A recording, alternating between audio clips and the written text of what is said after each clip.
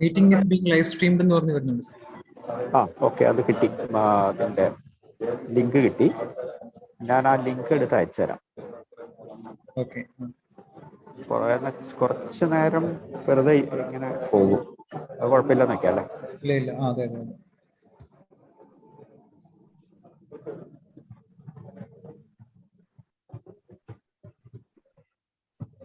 240 V Sanjay Ram. 241 Sajid TP. 242 Dalit Vijay. 243 Madhav Vinod. വന്നിട്ടുണ്ട് sir. ഞാൻ ടോണിയെ കോസ്റ്റാക്കിട്ട് പുറത്തു പോകും. ഞാൻ ടോണിയെ കോസ്റ്റാക്കിട്ട് പുറത്തു പോകാൻ കേട്ടോ. Sir okay. കോസ്റ്റാക്കി കട്ട് ചെയ്യണ്ട മീറ്റിംഗ്. ഓക്കെ. 249 എന്റെ നെറ്റ്വർക്ക് എങ്ങാനും ഇൻ കേസ് പോവുകയാണെങ്കിൽ എന്ത് സംഭവിക്കും സാർ?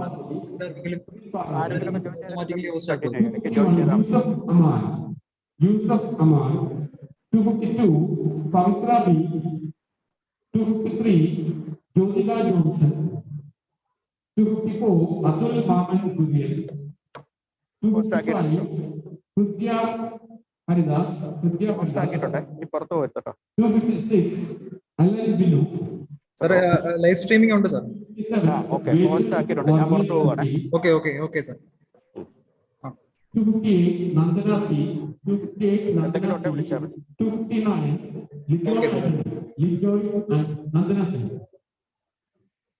258 Nandana C. Nandana.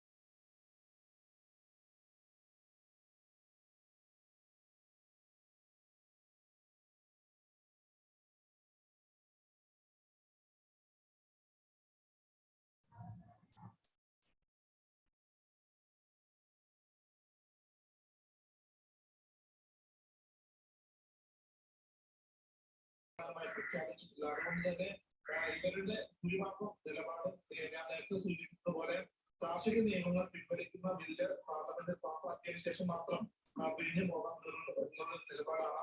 ആ ഒരു തീരുമാനത്തിലേക്ക് തന്നെയായിരിക്കും നാളെ സംയുക്ത കിസാൻ മോർച്ച യോഗം പോവുക.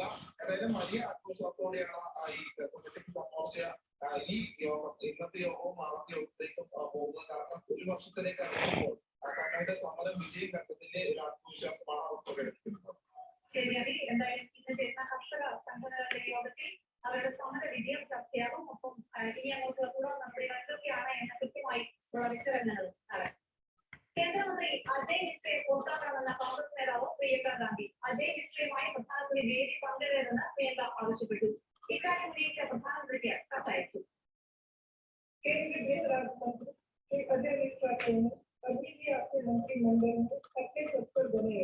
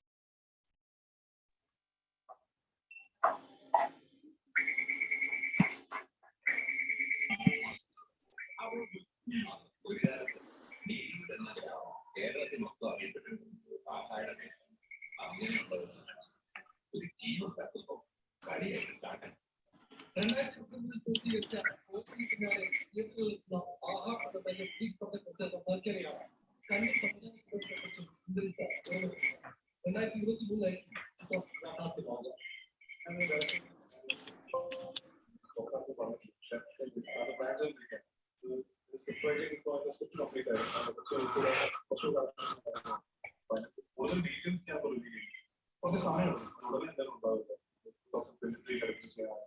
അങ്ങനെ കുറച്ച് വലിയ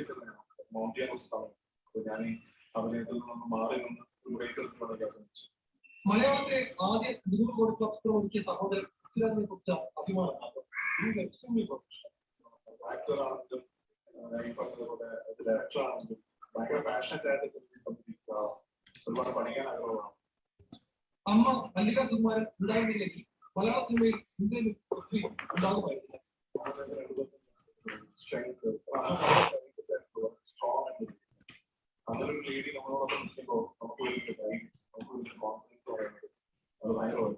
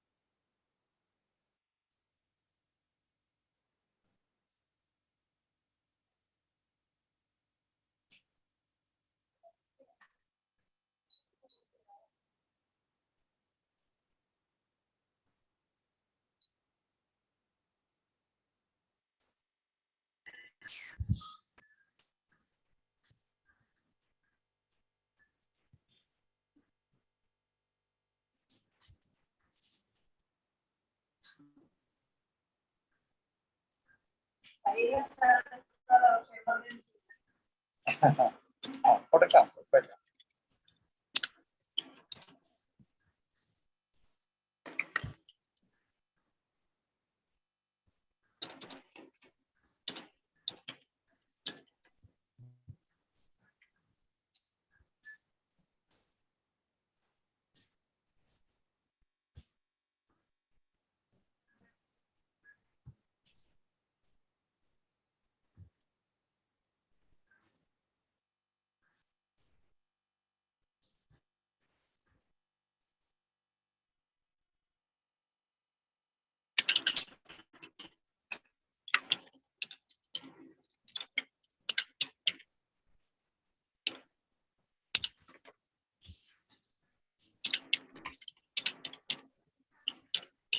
Good morning, all.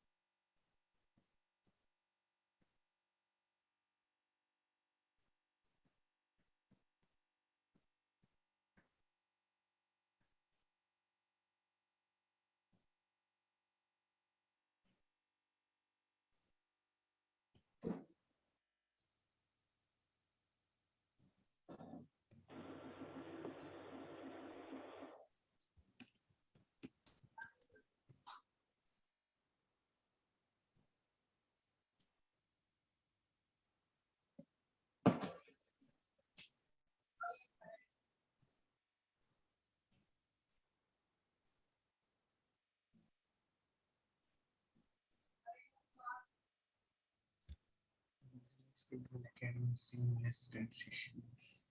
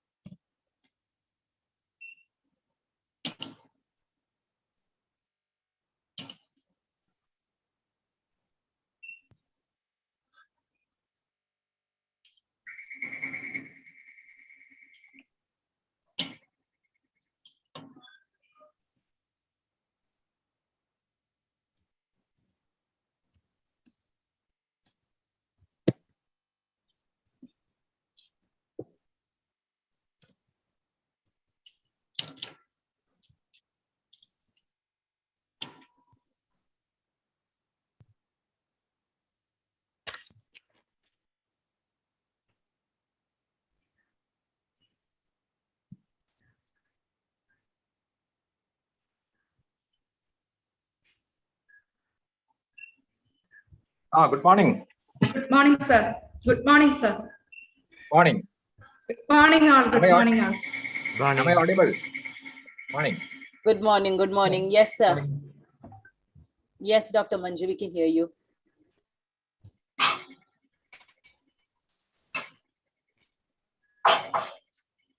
Good morning, NCR.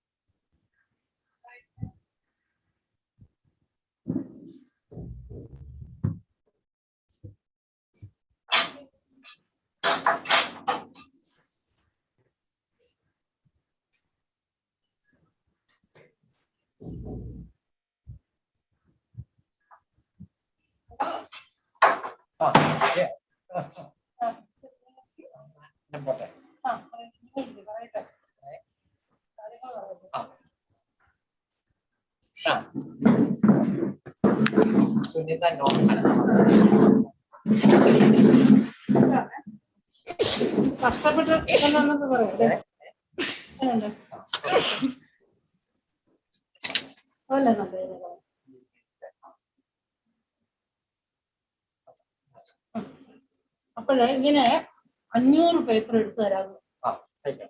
എന്നാന്ന് വെച്ചാല് 200 എടുത്താലും 500 എടുത്താലും വലിയ വ്യത്യാസം വെച്ച് കൊടുത്താൽ പോലെ. പിന്നെ നമുക്ക് ഇത് തന്നെ എടുക്കാം. എന്നിട്ട് അവരെ നെറ്റ് വെച്ച് കുഴപ്പമില്ലല്ലോ. അപ്പൊ ഒരു കാര്യം ചെയ്യും, ഇതിന്റെ ഒരു ഫോട്ടോ അതാണ്. അല്ല, ഞാൻ ഒന്നും പറഞ്ഞില്ല.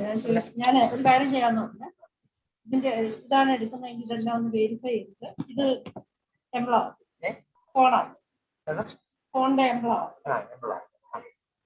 ഒന്നുകൂടെ ഒന്ന് നോക്കിയിട്ട് കുഴപ്പമില്ലെങ്കിൽ അതിന്റെ ഒരു ഫോട്ടോ എടുത്ത് എന്റെ വാട്സാപ്പിലേക്ക് അയച്ചേക്കും. കളറിൽ കുഴപ്പമൊന്നും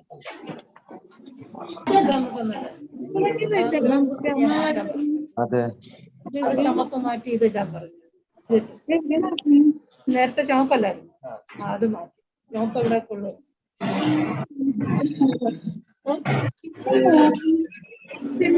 നമ്മളിവിടെ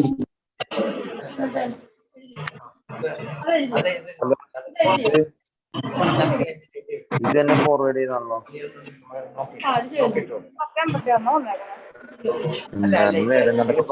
ഒരു normal report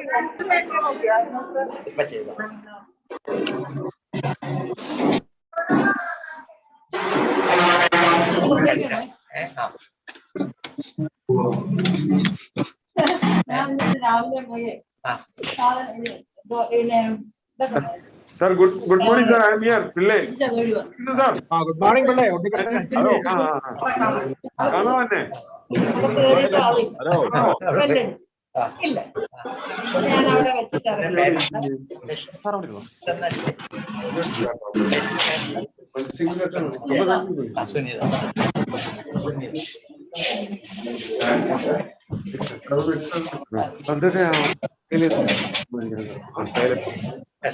ജയിലുകളിലെ പോക്കിന്റെ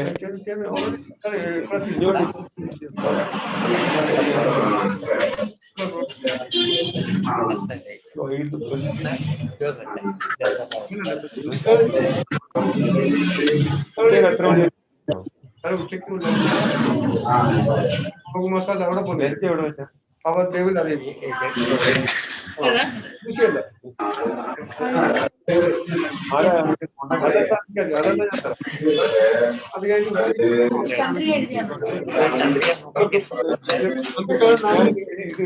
I request everyone to switch off the mics. സാറേ എന്നെ കാണാമോ?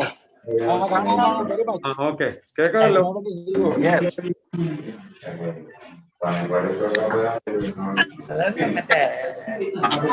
ചേച്ചി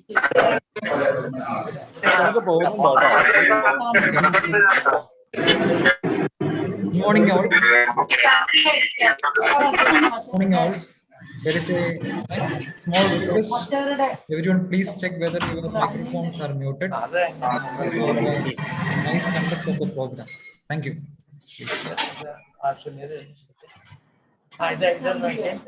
Chandrika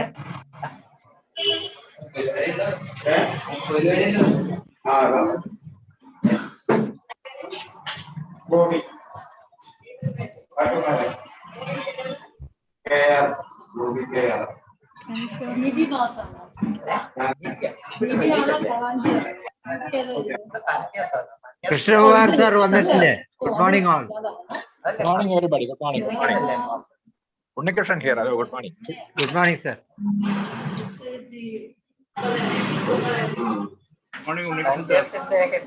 Good morning. Good morning. എന്റെ വീഡിയോ ബാക്ക്ഗ്രൗണ്ട് ആയിട്ട് മാച്ച് ചെയ്യല്ല. So some problem is let me adjust the light. Krishnakumar അത് ആ അടിയിലത്തെ വീഡിയോ ഇതിൽ ക്ലിക്ക് ചെയ്താൽ മതി. Green background.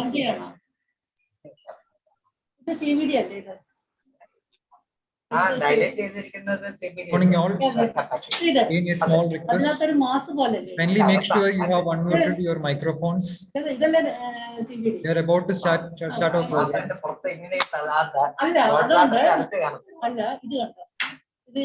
Most of our participants joined the meeting. So all of you please kindly ensure that your microphones are muted. Thank you.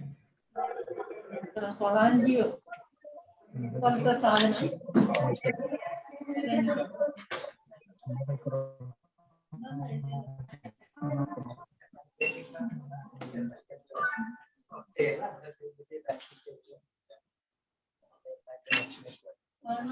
ഇത് കണ്ടോ? ഇത് കണ്ടോ? This is a CBD mask. കണ്ടോ? ഇതെന്നതാ? ഇത് അല്ല, ഇതെല്ലാം CBD കണ്ടോ? CBD അല്ലേ? അല്ലേ? CBD മാസ്ക് അല്ലേ? അങ്ങനെ CBD-യില് ഗുഡ് മോർണിംഗ് ആൻഡ് വെൽക്കം. CHD-യുടെ അവിടെ വരെ വന്നു കണ്ടോ? അതിന്റെ ഒരു പാർട്ടാണ്. കാരണം എനിക്ക് പാൻക്രിയാസ് വരെ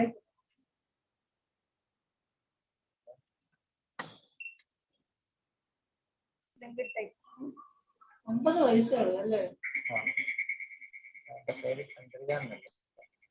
ആ ഇത് നല്ലതായിരുന്നു കേട്ടോ. ഇതിനകത്ത് കണ്ടോ ഇത് ഹൈലത്തിന്റെ അവിടെ മേ ബി ഹൈലർ കൊളാഞ്ചി ആയിരിക്കാം. എന്നിട്ട് എക്സ്റ്റെൻഡ് ചെയ്ത് അത് CBD കൂടെ ഇവിടം വരെ എക്സ്റ്റെൻഡ് ചെയ്തിട്ടുണ്ട്. ഈ സാധനം വരെ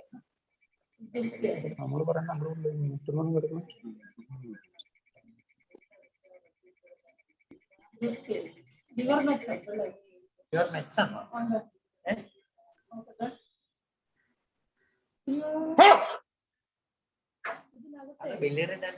അല്ല, ആ ബിലിയറിക്കകത്ത് എന്തോ ഉണ്ടല്ലോ. കണ്ടോ കണ്ടോ? കോൺട്രാസ്റ്റ് എടുക്കാം. കോൺട്രാസ്റ്റ് എടുത്തിരിക്കുന്നത്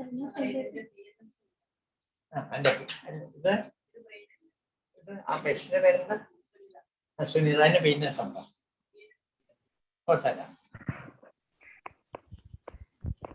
അതിനകത്തെ കണ്ടോ ഇതിനകത്ത് എന്തായാലും എൻഹാൻസിങ് സാധനം ഉണ്ട്.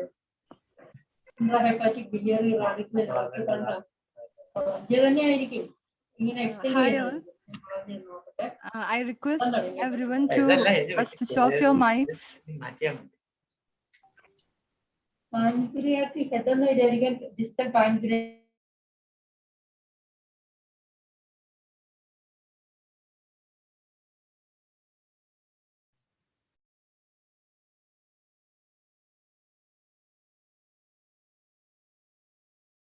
Krishna Priya, you're on mute, dear. Can you please unmute? Now am I audible? Yes, you are. Oh, okay, sir. Okay. Krishna Priya, has our chief guest joined? Arun Alex, has he joined? Yes. I'm here, sir. I'm here. Okay. Good morning, sir. Good morning. Welcome to IETE. Yeah, thank you. A very good morning to all. The Institution of Electronics and Telecommunication Engineers, IETE, is India's leading professional society devoted to the advancement of science, technology, electronics, telecommunication, and information technology, founded in 1953. It serves more than 70,000 members, including corporate, student, and ISF members through 63 centers spread all over India and abroad.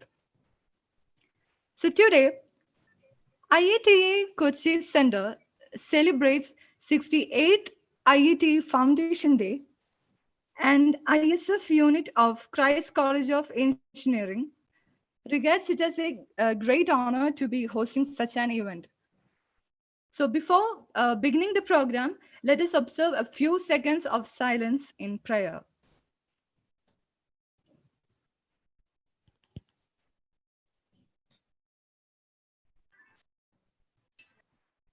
Next, let me invite Mr.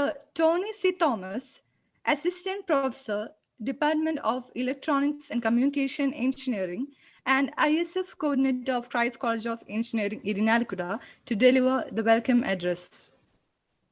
Over to you, sir. Thank you. Thanks. The distinguished guest of the day, Mr. S. Vijayan Pillai, NPOL Director, the chief guest and the invited talk, Mr. Arun Alex, the Coordinator, Industry Attachment Cell of the Kerala Technological University, Reverend Father John Paliyekara, CMI, the Executive Director of Christ College of Engineering, who will be giving the opening address, the Principal of Christ College of Engineering, the Host Institute, Dr. Sajeev John sir, Mr. C. Krishna Kumar, the Chairman of IETE Kochi Center, Mr. M.N. Narayanan, Vice Chairman of IETE Kochi Center, Mr. M.V. Rajesh, Vice Chairman of IETE Kochi Center, Dr. Manju Bhaskar, Honorary Secretary of IETE Kochi Center and Faculty Vice Principal at MGM College of Engineering, Dr. Ansia Ishaq, the Honorary Treasurer of IETE Kochi Center and Associate Professor with KMEA College of Engineering.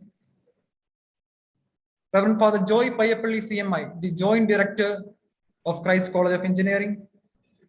Mr. Rahul Manoharo, the Head of Electronics and Communication Engineering Department, which is primarily hosting the event in Christ College of Engineering. B.D. Jones, sir, Vice Principal of Christ College of Engineering. Honorable Office Bearers of IETE Kochi Center and IETE ISF Christ College of Engineering, ISF coordinators from different colleges, distinguished IETE members, and dear participants who have joined for this live streaming through Zoom and through YouTube platform. I regard it as a great honor for the ISF unit of Christ College of Engineering to host a program of this stature, the IETE Foundation Day of IETE Kochi Center. It's in fact to be an IETE member. It's in fact gives the students a lot of opportunity to network themselves with professionals and students of other colleges. So let me come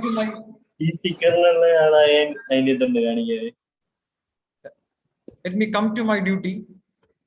So the theme for this year's Foundation Day is advancing skill development to the next level, a paradigm shift to amalgamate skills and academics with seamless transitions. IETE is observing this year with a solid theme, a relevant theme in the current scenario of our nation and also of our state. Each year, IETE honors its senior fellow members during IETE Foundation Day. And we are really proud that we are honoring today Mr. S. Vijayan Pillai, who is a senior scientist and who is a director of Naval Physical and Oceanographic Laboratory of DRDO at Kochi. It is one of the premium institutes of research in our South India, and he has kindly consented us to spend his valuable time with us and receive our honor. Vijayan Pillai sir, on behalf of IETE Kochi Center and ISF unit of Christ College of Engineering, I welcome you wholeheartedly to this live streaming event. Thank you, sir. Next, we are equally honored by the presence of a distinguished person who is working with Kerala Technological University. Most of the student participants attending this program are under the Kerala Technological University, and we have the Industry Attachment Cell Coordinator, Mr. Arun Alex, with us. He will be speaking as, he is a distinguished speaker for today. He will be speaking and interacting with students upon our theme. Arun sir, on behalf of all those who have gathered here, I welcome you. Thank you. Thank you. Thank you very much. Thank you, sir. Next, Father John Paliyekara, the founder, visionary, and the executive director of Christ College of Engineering, is a great source of inspiration for all of us here, for the faculty members as well as the students. It is a part of his vision to connect students with professionals in their corresponding stream of study. And he always encouraged the formation and running of professional bodies in our college. He has kindly consented to be a part of this program and deliver the opening address. He's on a busy schedule, he's traveling, but still he has found time to be with us. Father John, we welcome you on behalf of Christ College of Engineering as well as IETE Kochi Center. Welcome you, Father. Sir, Vijayendra sir, present designation director and distinguished scientist. The principal of Christ College of Engineering, Dr. Sajeev Jones sir, is also with us. He'll be delivering a special address. Sajeev Jones sir is such a great leader who provides the correct guidance at the correct spot. He's also very supportive to all ISF activities, intra-collegiate and intercollegiate at our college. So on behalf of IETE Kochi Center and ISF Christ Unit, I welcome you, sir, to this function. Thank you. Thank you, Tony, Thank you, sir. sir. Thank you all. Next, I welcome Mr. C. Krishnakumar, sir, the chairman of IETE Kochi Center, who is actually the person who is behind this program. It's under him only we are doing this work, and he had a great career. Now he's leading an active retirement life. He was the DGM of Electrical, Electronics and Instrumentation Division with Cochin Port Trust. Such an experienced engineer he is, and he is actually mentoring and guiding students and fellow members in his field of expertise. I welcome you, sir, on behalf of all those who have gathered. Okay, thank you, sir. Now I welcome the office bearers of IETE Kochi Center. All are distinguished professionals. Mr. M.N. Narayanan, sir, he was a planning expert with Oman telecommunication professional. He's the vice chairman of IETE Kochi Center. Mr. Dr. M.B. Rajesh, sir, he's also a vice chairman, and he's also active with other professional bodies. Dr. Manju Bhaskar, who is the honorary secretary of IETE Kochi Center, and she's a vice principal of MGM College of Engineering. Dr. Ansia Isaac, the honorary treasurer of IETE Kochi Center, as well as associate professor with KMEA College of Engineering. I welcome all of you to this function on behalf of ISF unit of Christ College of Engineering, and also on behalf of all participants who are attending this function. Welcome you, sirs and ma'ams. Thank you, Tony. Okay. Thank you, sir. Okay. Thank you all. Next, let me welcome Reverend Father Joy Payapalli CMI, the Joint Director of our college, who is attending this function. Then V.D. Jones, sir, who is Vice Principal of our college, who is also attending this function. Then our Head of Electronics and Communication Engineering Department, Rahul Manohar, sir. Then different faculty members of our institute who are attending this function. All of you, I welcome all this Christ family members who are attending this function, all heartedly. We welcome you all. Okay. Thank you, sir. Thank you. Next, I welcome various ISF coordinators from different colleges. Actually, it is the brotherhood of ISF coordinators and ISF units across different colleges that ensures the efficient functioning of IETE Kochi Center. We gather occasionally, and since it's we would like to have this function offline, but we couldn't due to the COVID situation. And all of them have really motivated their students to attend this function, and they are actually the strong pillars of IETE Kochi chapter. So on behalf of all organizers and the participants, let me welcome all ISF coordinators, all our distinguished professors, associate professors and assistant professors to this function. We welcome you all, sirs and ma'ams. Let me welcome all student participants from various colleges attending this function. Also the IET volunteers from Christ College of Engineering, as well as from different colleges. I also welcome you all, and welcoming everyone once more. Let me conclude. Thank you. Thank you very much.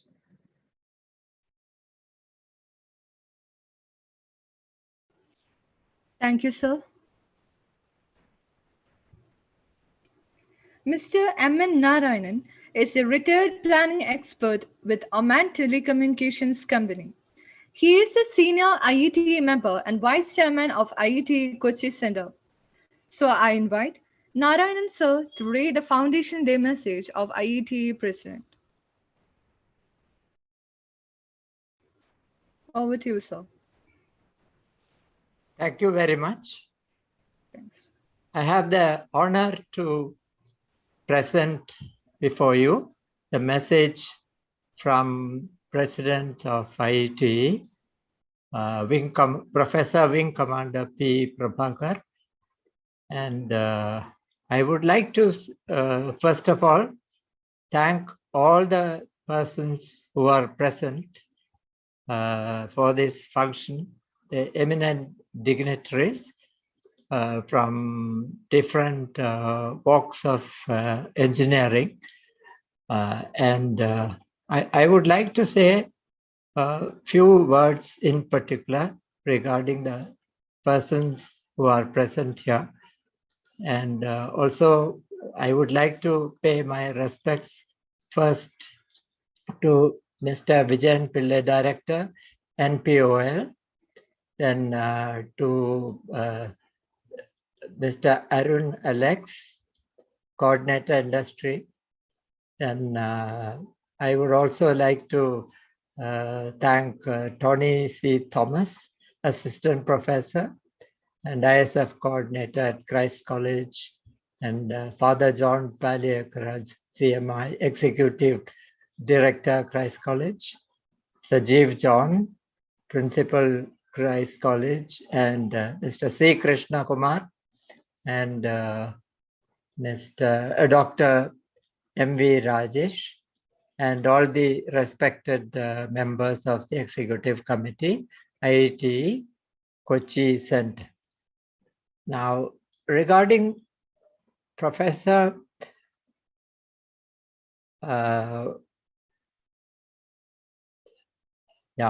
regarding Professor Wing Commander Prabhakar, I would like to also add a few words regarding his various capabilities. Professor Wing Commander Pradeep Prabhakar is a multi-talented, high-ranking veteran with a long list of academic and professional achievements, extensive administrative experience, and demonstrated leadership roles in the Air Force, academic institutions, and technical organizations. He has a synergized vision for innovation that aims to promote scientific temperament in a society through a blend of modern technological aspirations in R&D of diverse products and processes, as well as practical skill enhancements in basic and higher technical education systems. Also, he is held very high distinguished positions, and he is a member of the Computer Society of India, CSI, and has served as the chairman of the Chandigarh chapter. He is an active member in the e-government special interest group. I would like to now go into the message which is given by our president, and I would like to convey it for this meeting. I would like to read it out. The country presently faces a dual challenge of severe paucity of highly trained quality engineers, as well as non-employability of large section of the educated workforce that possesses little or no job skills. Huge gaps exist between the industry requirements and the level of skills of engineers due to varied reasons, including inadequate training infrastructures, inappropriate mix of skills and education, limited industry interfaces, etc. There is a disconnect between the formal education system and work requirements, compounding the challenges related to the skill gap. A concerted action is required to ensure sustained employability of the Indian youth. The skill development ecosystem in India is a complex, large, and diverse, providing varied skills of levels of skills across an extremely heterogeneous population. Skill development in India can be broadly segmented into education and vocational training. The need is about how formal, non-formal, and informal learning can be combined to deliver workforce skills, and also look at how such combinations could be used and recognized by industry, employers, training providers, and individuals. Skills and knowledge are the driving forces of economic growth and the social development for any country. Government of India, taking note of the requirement for skill development among students, has launched National Skills Qualification Framework (NSQF). NSQF is a nationally integrated education and competency-based framework that enables persons to acquire desired competency levels.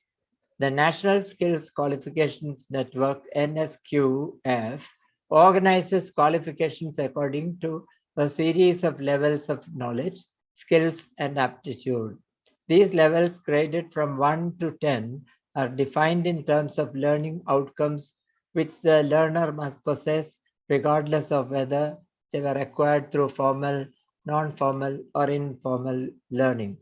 It is therefore a nationally integrated education and a competency-based skill and quality assurance framework that will provide for multiple pathways, horizontal as well as vertical, including vocational education, vocational training, general education, and technical education, thus linking one level of learning to another higher level. This will enable a person to acquire desired competency levels, transit to the job market, and at an opportune time, return for acquiring additional skills to further upgrade their competencies. IETE, a professional society dedicated to the dissemination of knowledge in the ICT domain, is supporting Government of India in its mission of skill development and bridging the gap between the informal vocational training and the formal technical university academic higher education, and bridge the pathway of transition between the two seamlessly.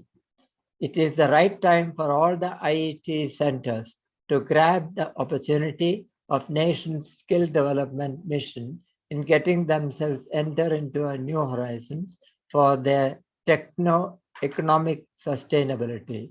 I, on behalf of all governing council members, extend my warmest greetings on this occasion and encourage all centers to celebrate this auspicious day with great fervor and passion, involving all students, faculty, ISFs, corporate members, and spread the aims of and objectives of IETE, aligning with the nation building towards Atmanirbhar Bharat. Together we will raise to new heights. Thank you very much.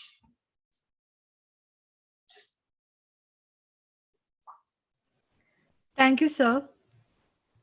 Next, Reverend Father John Palikira, CMI, the Executive Director of Christ College of Engineering, Irinadikuda.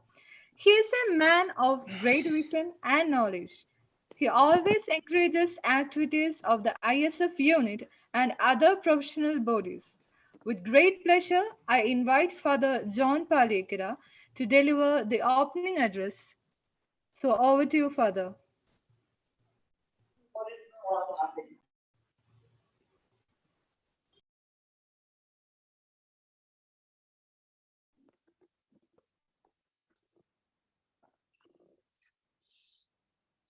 Am I audible? Hello? Can you hear me? Yes, yes, we can hear you, sir. Yeah, please. So a very warm good morning to everybody.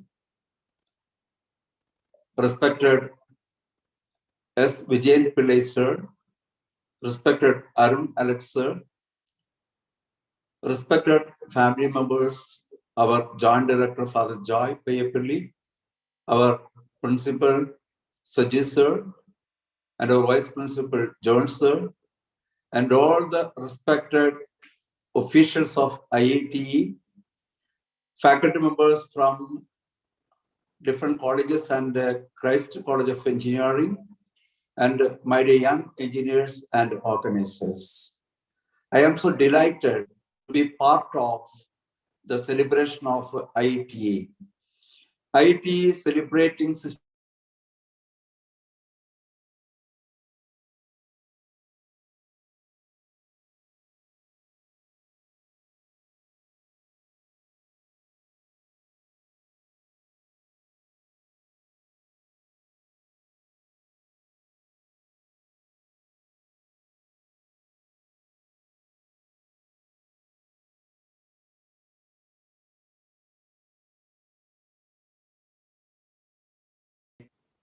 S. Vijayan Pillai, sir, for his meritorious service in the field of engineering.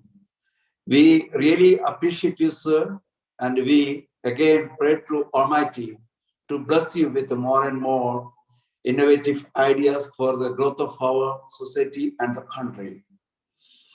I remember a story, a planter, he had a teakwood plantation. When the trees grown up to be slaughtered, he assigned 2 woodcutters. The first woodcutter was cutting almost 75 trees a day. But the second woodcutter could cut more than 100 trees a day. So the planter was observing why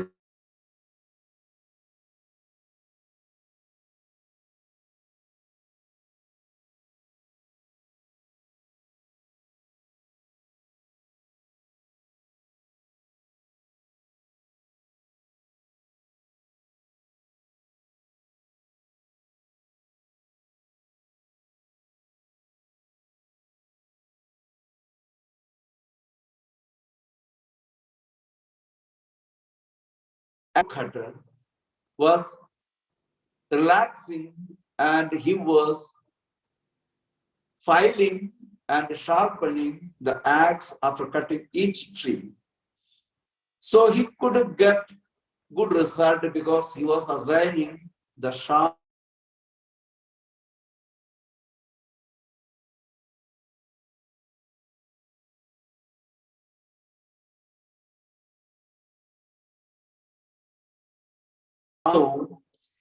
the university curriculum will not help us to meet the challenges of the society and to meet the requirements of industry.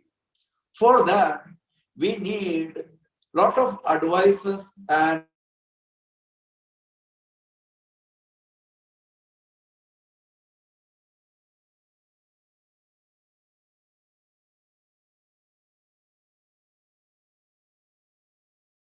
formal and informal interaction, we could excel in our skills. Moreover, the journals, the publications, and by listening to experienced people, we can be professional and our work will be easy and we will be more and more useful and productive for the society.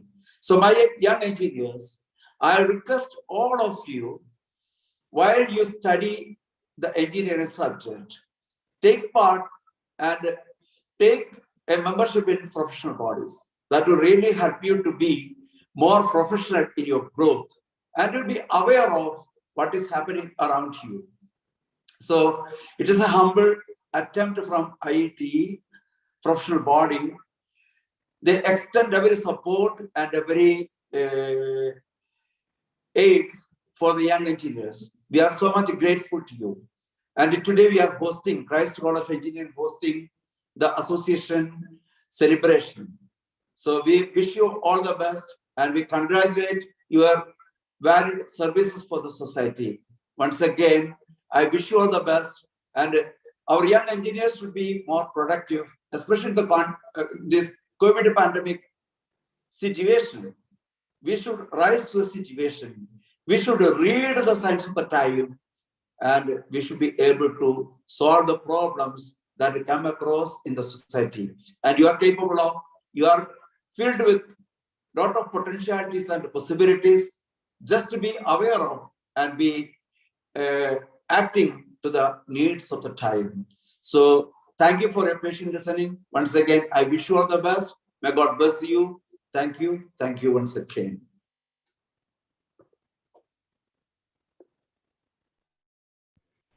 Thank you, Father.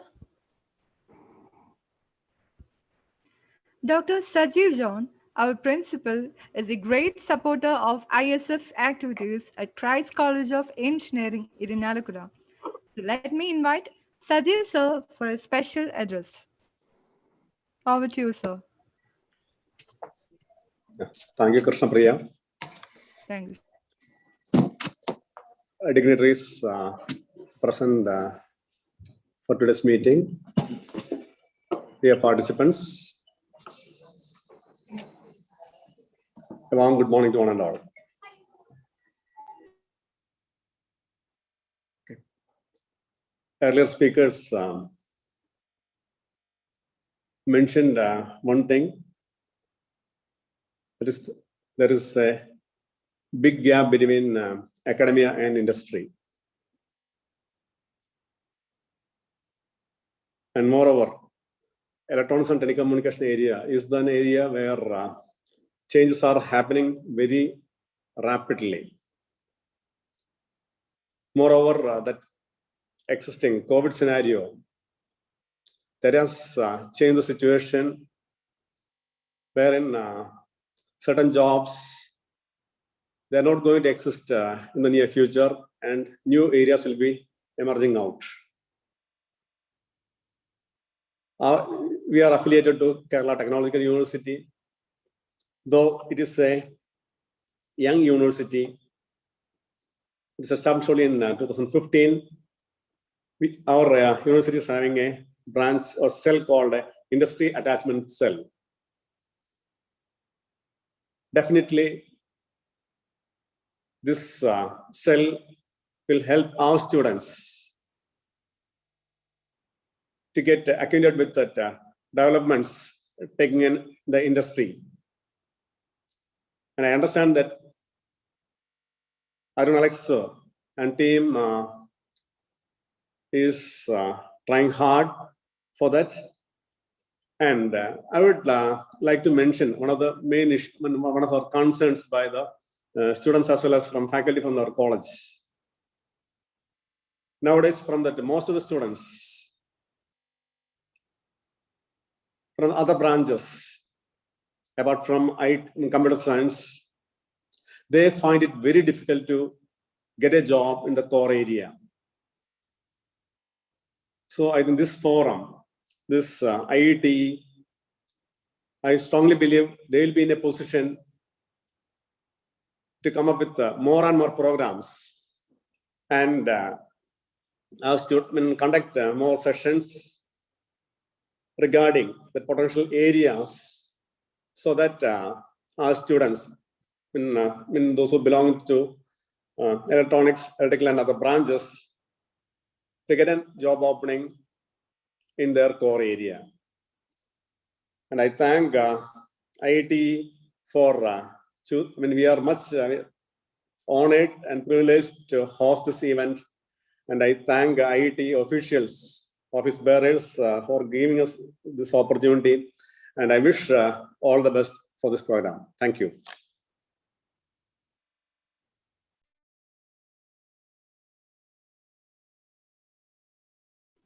Thank you, sir. On this 68th Foundation Day, IETE Kochi Center honors Mr. S. Vijayan Pillai, Director, Naval Physical and Oceanographic Laboratory, Kochi of DRDO, and Senior Fellow of IETE. I invite Mr. C. Krishnakumar, Chairman of IETE Kochi Center, to do the felicitation.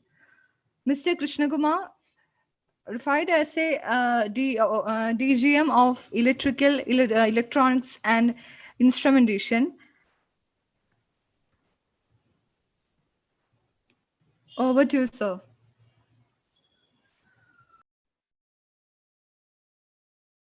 Thank you, Krishna Priya. Thanks, sir. A very good morning to all of you. Today we are celebrating IET's 68th year of formation. It was founded in 1953. So every year this day, IET remembers the founders and past presidents, etc., who has brought up this institution into this prestigious position in the country. And on this day, headquarters also selects a theme for discussion, a relevant theme which is applicable for the present scenario. And all centers of IET will be discussing on this particular subject.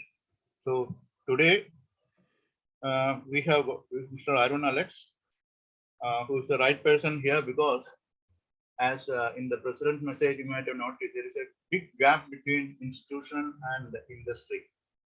And I'm happy that KTU has got a special coordinator for doing this, for this IEEE.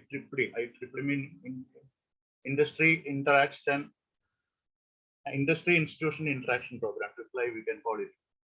So we are happy that a right person is with us, and he will be discussing on this subject. And our students will have more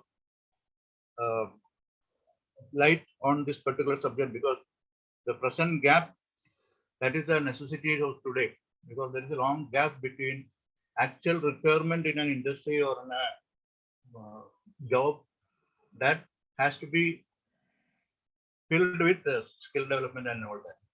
So let us wait for Mr. Arun Alex. He has got certain ideas that we can hear from him. Okay. And as I said, we remember the founders and the past presidents and senior members of IET on this day, who have dedicated themselves for bringing up IET this prominent and professional as a professional institution. And on this day also, we used to honor senior fellow members of IET on this day for their contributions in the field of science and technology for the country. So this year, Kochi Center of IET has decided to honor the most eligible senior fellow member of IET, Sri S. Vijayan Pulle, the present director and distinguished scientist of NPOL, is under DRDO. We are happy that he has agreed, he is present here to receive our honor. His contribution in the field of underwater technology is enormous and very commendable. So I'll just go to a little details about him. Sri Vijayan Pillai did his MTech in integrated circuits and system engineering from IIT Kharagpur. Then afterwards, he had a short stint in IAF, which made him some exposure, gave him exposure in the defense research programs. So afterwards, he has joined DRDO, and he has worked in various capacities, that starting from system user, maintainer, circuit designer, system designer, and so on, so like that.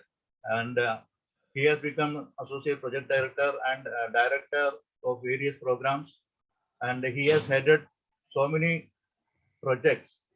Especially, he headed the scientific team for sonar experiments in Indian and Russian waters during major sea trials, and developed many heuristic and conditional signal processing algorithms methods for sonars to handle tactical problems. He also created an exhaustive repository of signal signature of targets, and developed a near actual simulation philosophy. And for his contributions in the underwater technology, specifically in the field of sonar and all that, Indian Navy is addressing him as a sonar engineer. That is his contributions. And he headed various projects. For example, he was involved in the following mission mode of projects NPOL in different capacities. Panjendriya, Hamsa, and Payal, all as designer, project manager. Then Bushes 1, Bushes Simulator, PD, Associate PD, Project Director. Then Bushes Simulator for schools, Principal Project and Director, etc. And in recognition of his contributions, he has been conferred the prestigious Agni Award of Excellence in Self-Reliance for 2 times by the country. And then first in 1998 for Project Panjendriya, and then in 2008 for Project Research and various NPO Lab Awards. So he is the recipient of various awards and various awards from the lab, DRDO, as well as from our country itself. So we wish that under his leadership, NPOL will become an international center of excellence in underwater sensors and sonar systems. In appreciation and thankfulness for his valuable contributions and for his long association with IETE, I feel proud to honor him today on behalf of IETE. I request Sri S. Vijayan Pilla to kindly accept our honor. Sir, thank you all.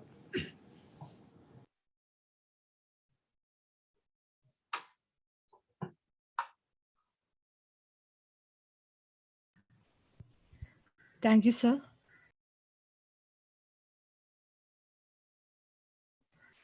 Now, I would like to invite Mr. S. Vijayan Pillai, Honorable Director, NPOL, for his speech. Over to you, sir. First of all, I am proud to be being honored by IETE, and I congratulate on this occasion of 68th IETE Foundation Day celebrations, both IETE and the hosted by Christ College of Engineering. Mr. Arun Alex, then our father John Balikira, and Dr. Sajeevan, Mr. C. Krishnakumar, and all other dignitaries. And also I would like to mention, and our Dr. Unikrishan sir is here, he is my mentor and my guru when I joined in DRDO. And all the coordinators and the students, those who are present here, a very good morning to you all. So this year, actually, I was told to give a feedback and also an experience sharing. So, you know, experience, 30, 40 years of experience cannot be shared in 1 hour or an half an hour or even very difficult. However, we should remember this is our 75th year of independence. Next year, we are going to celebrate 76th Independence Day. So I know that all of us are concerned about the present situation. The students are, the faculties are, students coming out every year is more. Job opportunities are to be created. So Mr. Arunal is taken, already they have a cell for the Kerala Technical University for industry, students coordinator for industry attachment. So coming back to my career, I just want to mention, I have done AMI. Actually, I studied in a school, technical school. So I remember one first OMSLA I studied in Malayalam. സ്ഥിരതാപനിലയിൽ കരഭാഗിനിയിൽ കൂടെ കടന്നു പോകുന്ന വൈദ്യുത പ്രവാഹത്തിന്റെ തോത് അതിന്റെ വൈദ്യുത സമ്മർദ്ദത്തിന് ആനുപാതികവും വൈദ്യുത പ്രതിരോധത്തിന് വിപരീതാനുപാതത്തിലുമായിരിക്കും. അതായിരുന്നു ഓംസ്ല അന്ന് ഞങ്ങൾ 8th class, 8th class. We have studied in 8th class. So that is my first experience in electronics. So I remember my teacher who is teaching me electrical engineering, he taught me first Ohm's law. Subsequently, we learned all Kirchhoff's law, all other laws in Malayalam in the 8th, 9th, 10th standard in technical school. Then I did my, I had worked also as a welder. Then I had opportunity. I got admission in the diploma electronics, that is Polytechnic in Trivandrum Central Polytechnic. Thereafter, because those days, people are very willing to go for job immediately after that, because that time there was no bodies like this, or somebody who can do privately engineering. So I know then itself, IET, professional bodies like IET, AMI, that is Institute of Engineers, all were there. So before just in the final year itself, I joined in Air Force as an airman.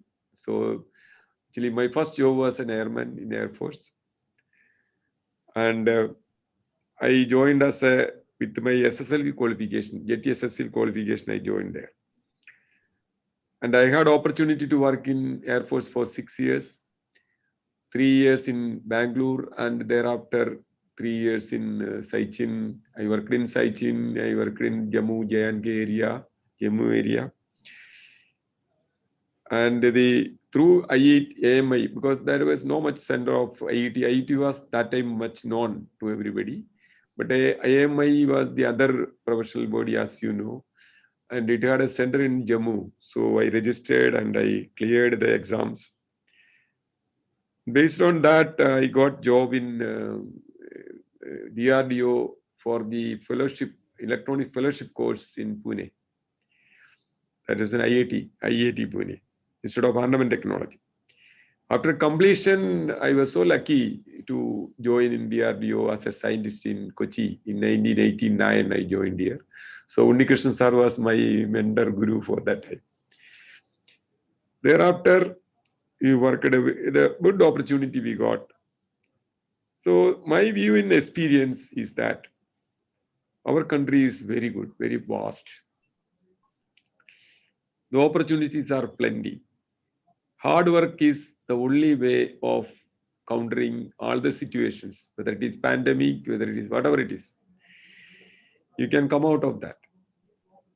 I request all my students, it is the time, you should not waste time. Even 1 day, 1 hour, you should not waste. Put maximum effort, learn maximum, grab the opportunities. Obviously, everybody may not be getting equal opportunity in all the time. But whatever opportunity comes to you, please make use of it.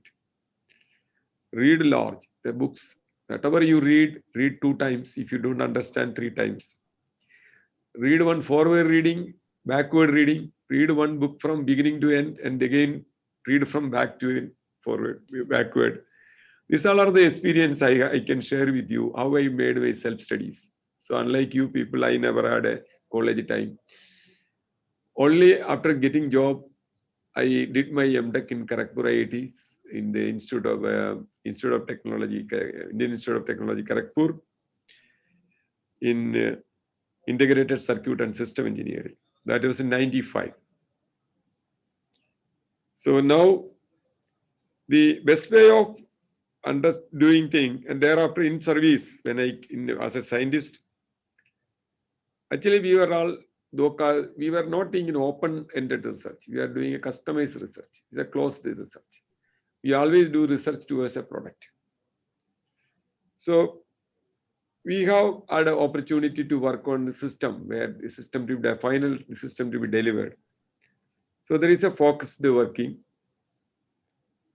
So my seniors like Unnikrishnan sir, many people were there. They all were guiding.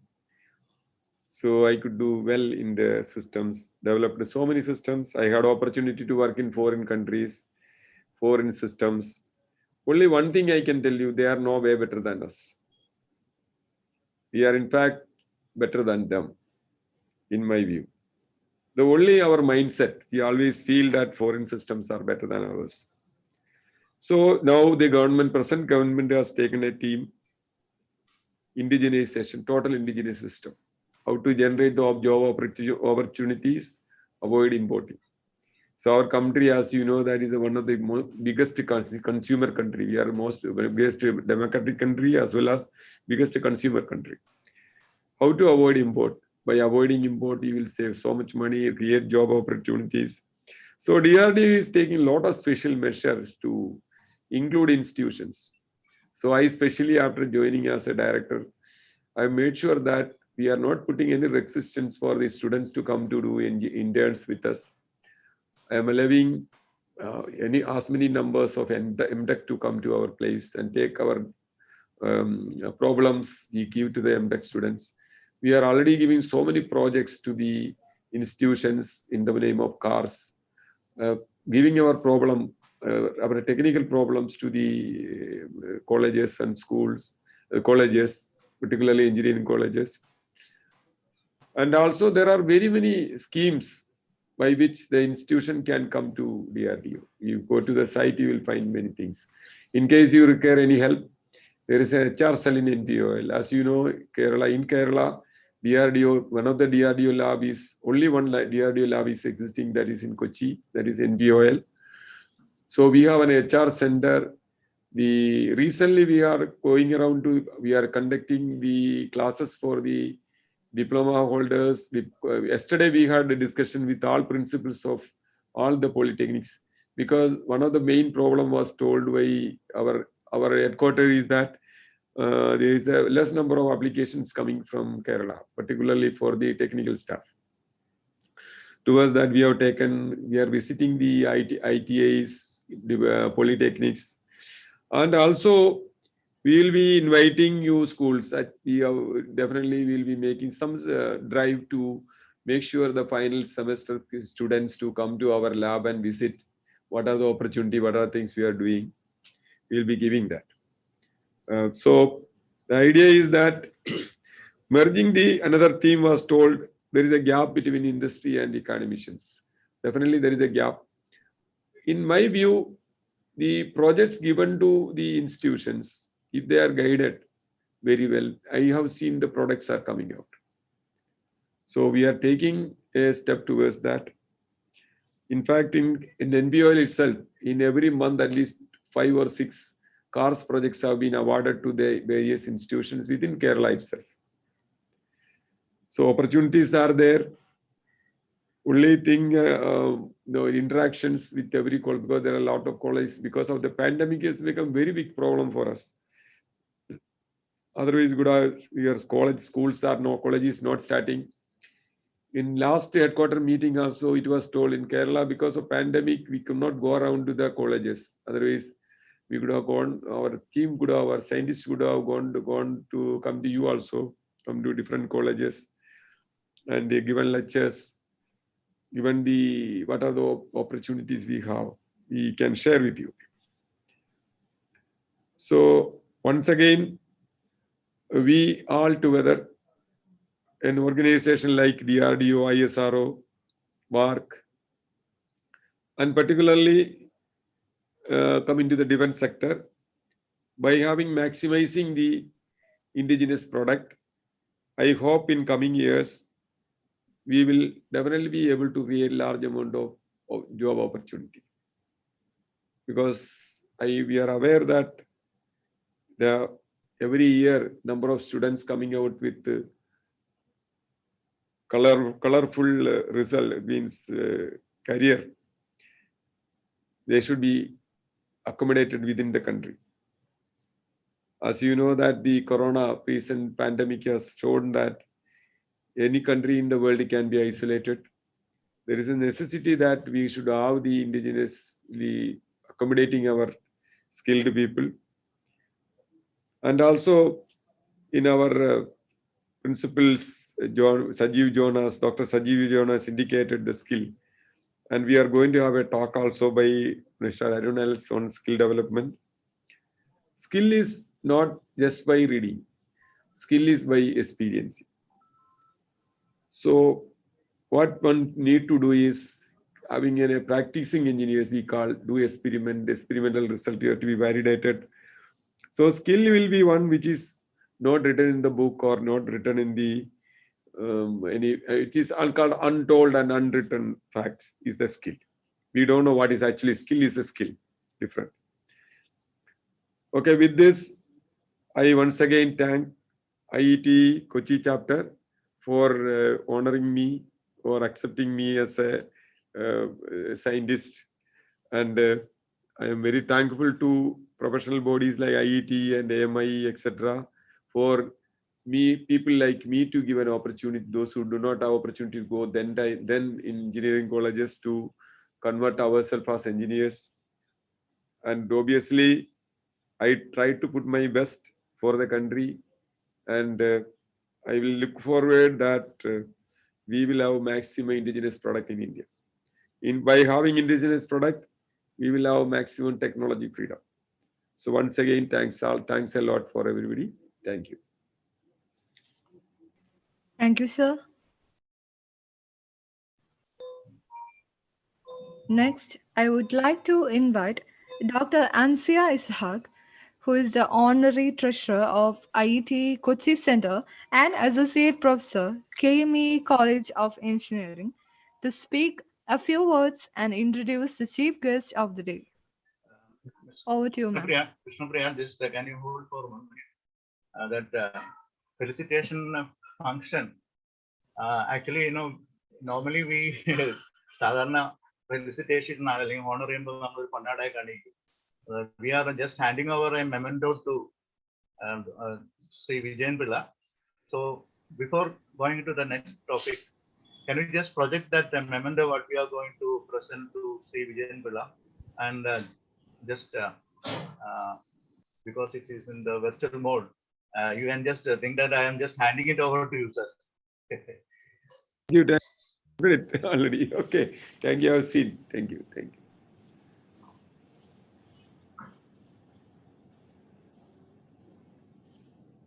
Okay, thank you, sir, for accepting it. Just one thing also. I just want to thank the management, the directors, and principals of Christ College for allowing IET to host this program. So, on behalf of IET Kochi Center, I am just thanking all of you for that, for giving consent for hosting this program at your college, and for all the work done by your staff as well as the students. Thank you all. Okay, over to Krishnapriya. Yes, sir. Thanks, sir.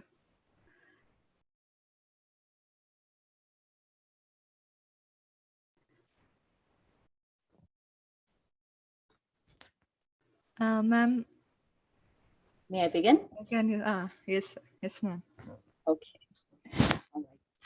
Honorable guests, distinguished members, colleagues, ladies and gentlemen, and of course, my dear students. Very good morning, everyone. I'm not here to give a very big speech. No, I'm just going into my duty, which is to invite and introduce our chief guest of the day, Mr. Arun Alex.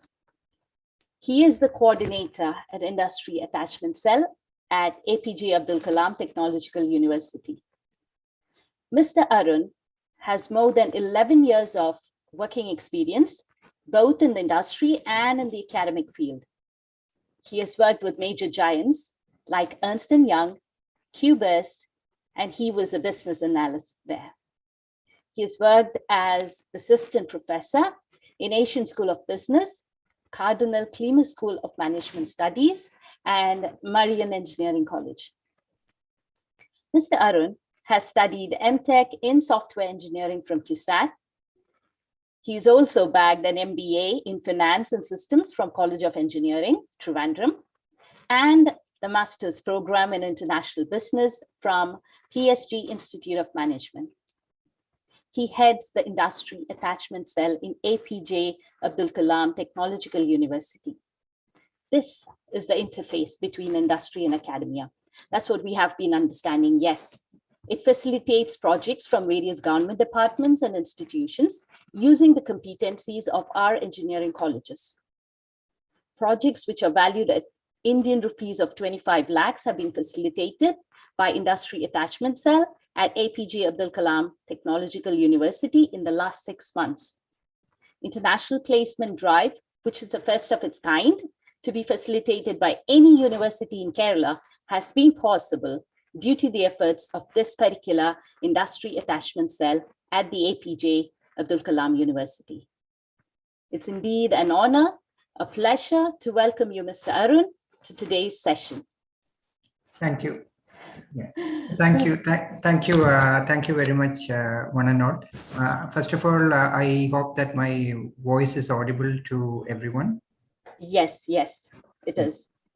So, very good afternoon, one and all, respected M.N. Narayanan sir, Vice Chairman, IETE Kochi Center, Mr. C. Krishnakumar sir, Chairman, IETE Kochi Center, Honorable Mr. S. Vijayan Pillai sir, Director, NP Oil DRDO, Dr. M.V. Rajesh sir, Vice Chairman, IETE Kochi Center, Dr. Sajeev John sir, Principal, Christ College of Engineering, Reverend Father John Paliakara, CMI, Executive Director, Christ College of Engineering, Mr. Tony C. Thomas, Assistant Professor and ISF Staff Coordinator, Christ College of Engineering, and all dignitaries and students, faculty members. It is a great honor to speak today in front of you, especially on 68th IETE Foundation Day celebrations. And I'm also quite happy that the IETE chapter in the college is very, very active from the faculty side as well as from the student side. And we have a really good number of participants as well attending this session. So, which means that there is passion among the student community for such professional initiatives, and this has been possible only, I understand it has been possible only due to efforts of IETE as well as the Christ College of Engineering, the management of Christ College of Engineering. So very happy to know about this. So let me share my screen, a very small presentation.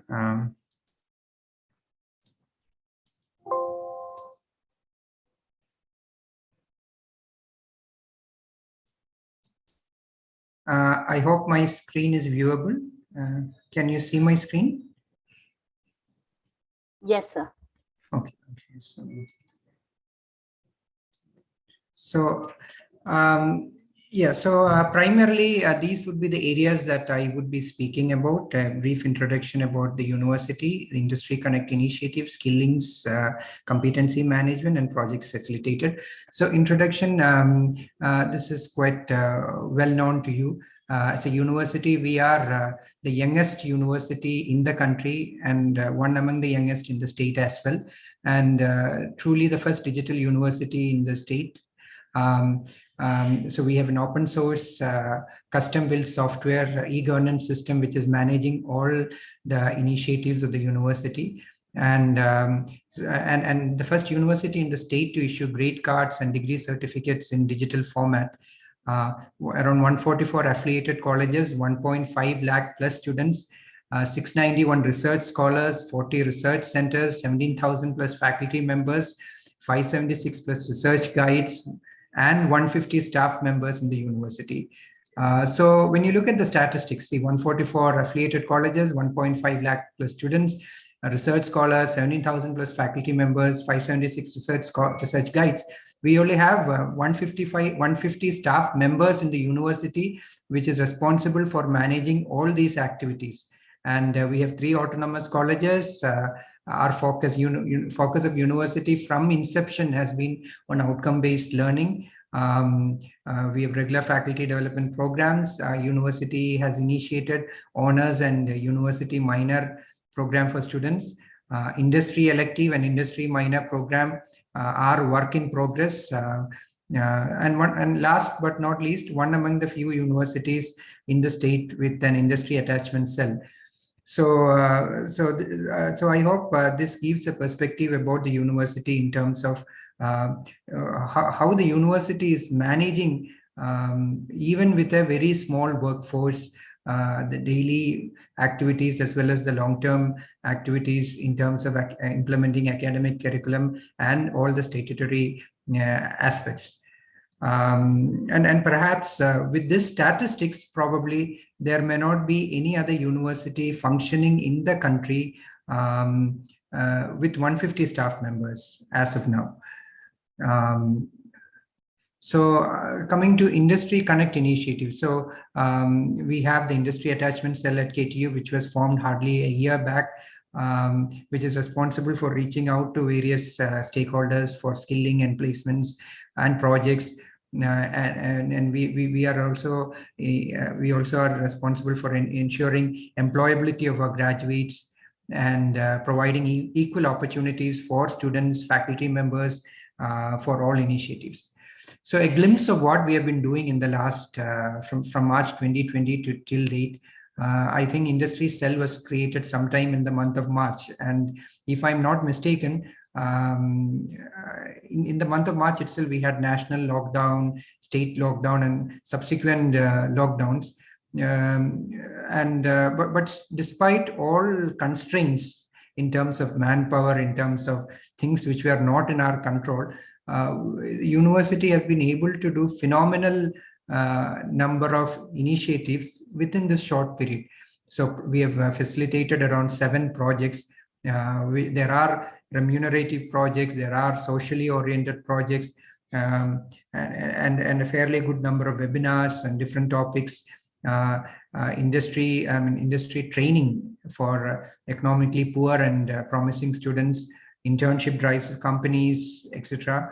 And we have also worked for faculty empowerment, also organized global hackathons.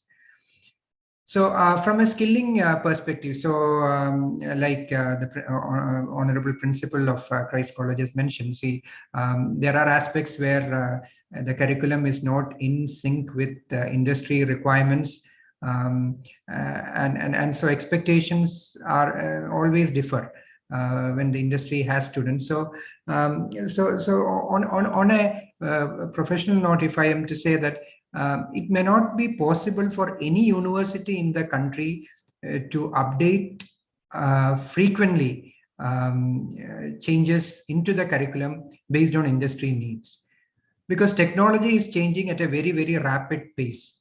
So so practically speaking, even though technology is changing at a rapid pace, we cannot ensure that our curriculum also changes at that same pace.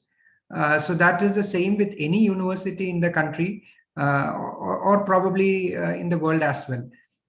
So what we need to look at is that we need to ensure that there are some basic fundamentals that can be updated at a periodic level. But beyond that, we need to look at initiatives that we can think beyond the academics. So, if you look backwards, the only assessment system for grading our engineering colleges, affiliated colleges that we have as of now is probably based on academic marks, or let's say pass percentage in each semester exams, or engineering pass, overall engineering pass percentage. We do not have any holistic ranking framework yet in our state being implemented. So except probably for we can grade colleges based on number of departments which have been accredited by National Board of Accreditation, or let's say autonomous colleges, but holistically we don't have a grading framework. So this engineering competency management and assessment system is first of its kind.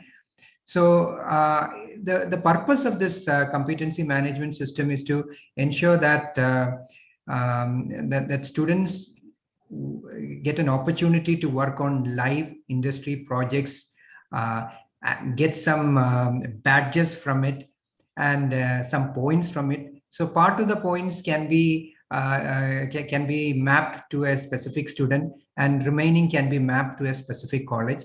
So on an overall period of time, based on number of projects that students does, or number of activities that student does, we have a holistic framework for ranking the colleges. We have a holistic framework for identifying the students who have a specific skill set.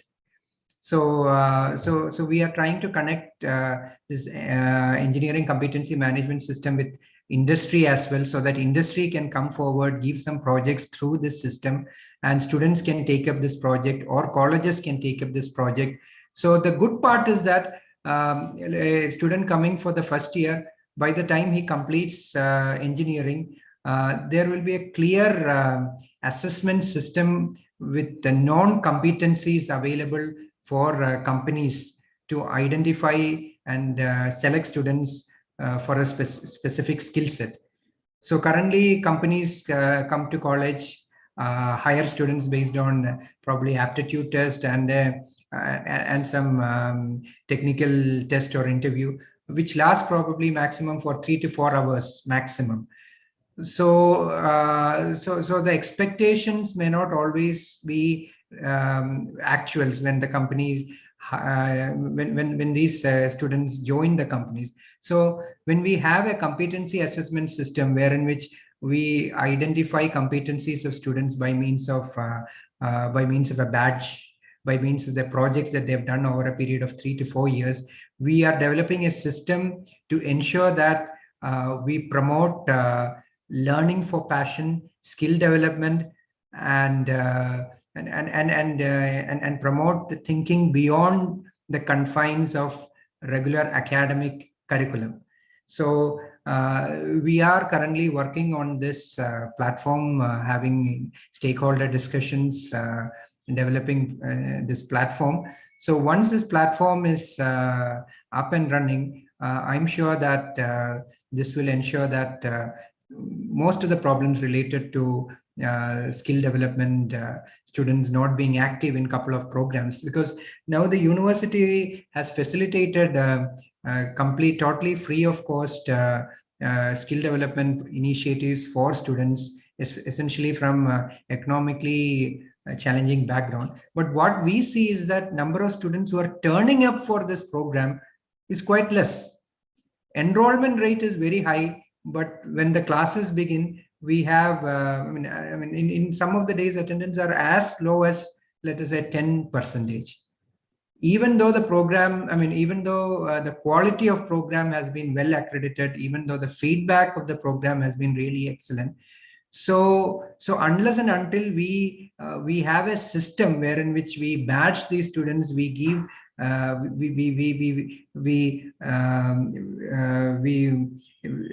badge these students and ensure that their competencies are honored, we may not have students coming in for such initiatives.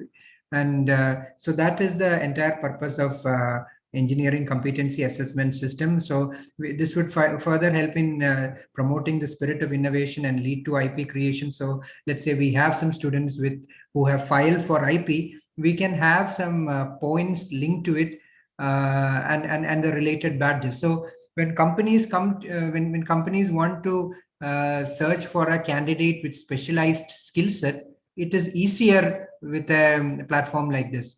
Now we don't have a mechanism for any company to directly search for a student with a specified niche skill sets. So regarding skilling opportunities, so skilling should be centered around the curriculum. So we need to look at things, look at means to ensure that we can link it to the curriculum system. So we are in the process of implementing academic bank of credits, which allows students to move in and move out of programs and across programs, providing lateral and horizontal flexibility. And also we are also providing honors and university minor as vehicles for specialization and diversification. So essentially with university minor and honors, see, students with let us say from a civil engineering background are provided the opportunity to cross specialize in disciplines from other departments, from a computer science or mechanical. So which makes horizontal and lateral movement of specializations possible. And we are also planning to to introduce a BVOC program, BVOC degree in engineering, which would be a skill-oriented one. And so students joining for BTech at a later time can, if they do not wish to continue with the engineering program, can also be awarded BVOC degree subject to certain criteria. And this would further help in reducing the number of dropouts which happens in the engineering program, and so this is one among the aspects that we are looking at. And we are also, as a university, we are also addressing digital divide. So essentially with the onset of COVID, there has been a good number of students who do not have access to digital devices. So the syndicate of the university has already made a decision to distribute digital devices to students from economically poor background as early as possible. And we are also setting up the industry council with industry experts, government agencies specialized in skilling and policy formulation, which would essentially be the policy formulation body. And industry council would also be a statutory body like the academic council or research council, with its legal provisions as well.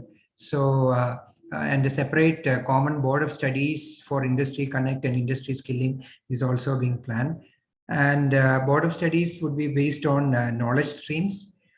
And so coming back to my earlier introduction, see, we are one among the youngest universities in the country. We are yet to start our own schools of engineering. So so when we talk to companies or industry partners, it is a little difficult in convincing them that yes, we are a university, but we are yet to have our own schools of engineering.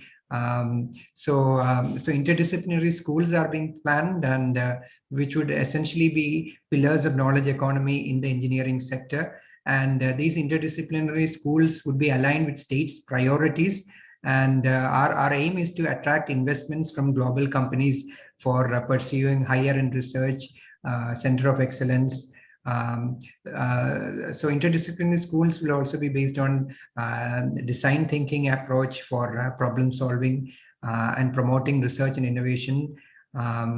So the focus would be to ensure that highly skilled graduates who graduate from the institutions are industry ready with multiple discipline skill sets.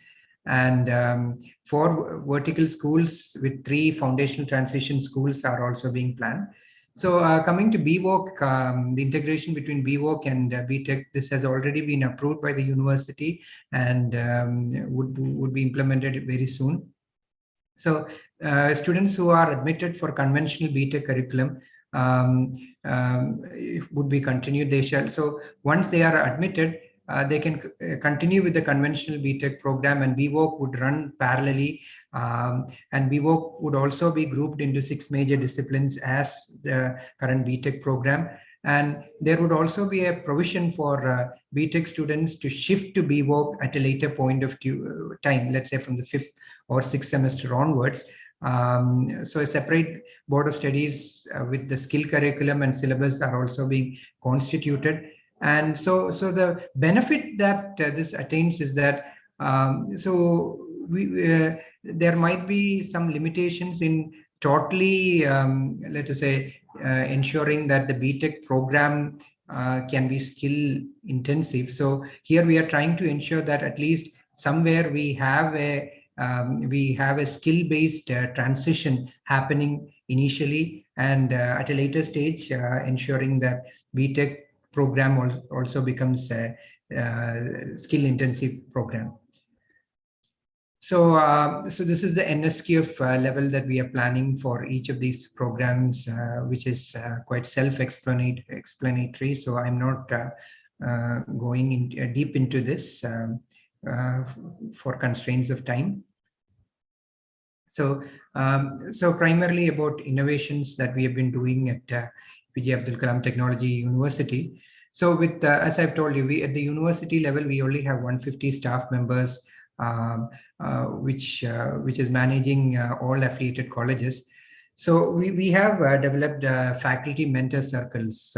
So essentially, we are trying to identify faculty members who are willing to voluntarily associate with the university for preparing projects proposal, which we can reach out to various government institutions.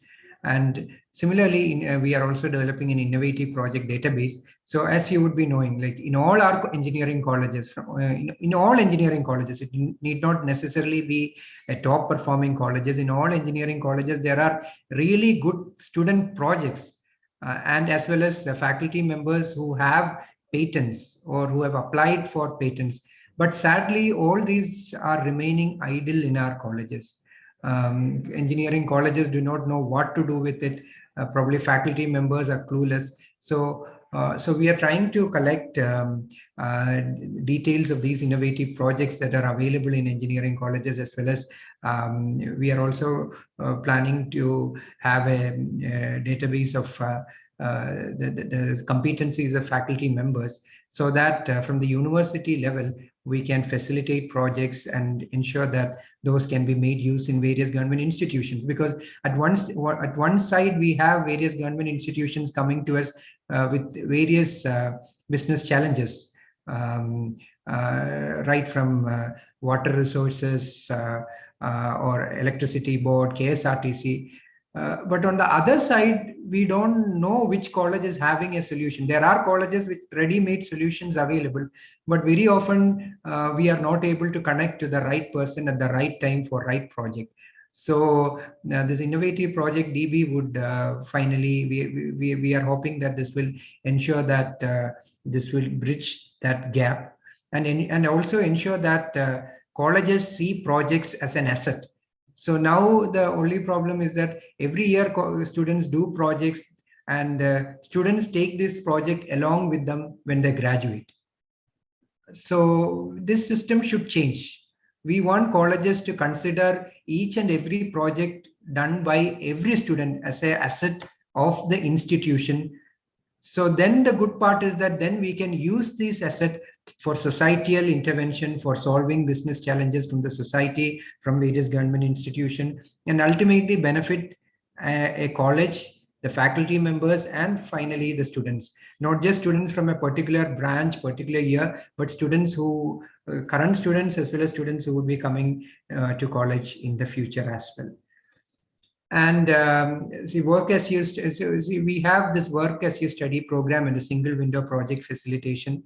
So work as you study program has already been one of the pet projects of our Honorable Chief Minister. And university is trying to implement this through a single window project facilitation system. So, so what is single window project facilitation? So I'll just explain it by means of a small flow chart. So university interacts with various government institutions and convinces them to provide projects from these government institutions, which can be solved through competencies of our faculty members from various engineering colleges.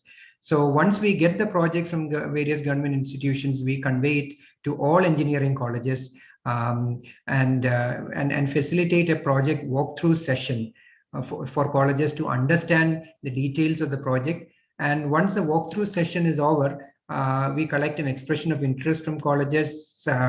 Colleges can have an internal discussion, submit expression of interest, and selection of shortlisting, selection of colleges are done by respective government institutions, and the same is conveyed to colleges.